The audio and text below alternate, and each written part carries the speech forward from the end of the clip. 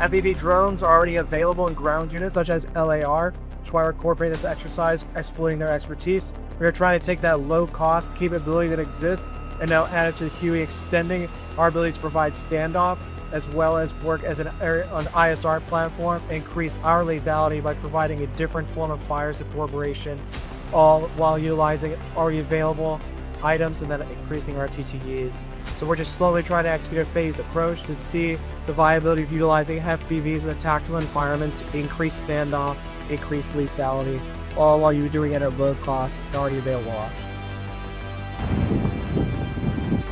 Any issue? No, I'm more worried about like in and out movement, so I was trying to like get legs down. I think what we are doing right now is we're already taking those key crucial steps.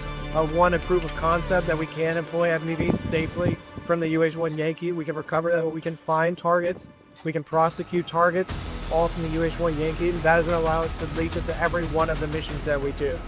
That could play into whether it be offensive air support or BDSS like we're demonstrating today. We are trying to find techniques and procedures that we can incorporate FPV drones into all the mission sets that an already diverse platform is able to do.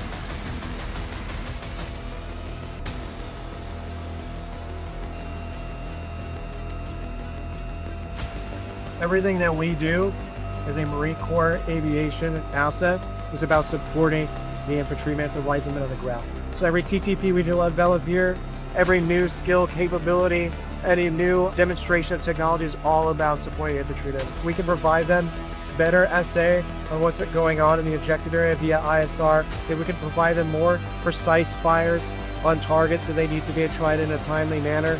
And if we can do that all with a either large amount of assets due to low cost and low size form factor, we can do that from a safe distance that allows us to maintain ourselves to fight the next day. We are increasing the lethality capability of ground force infantry.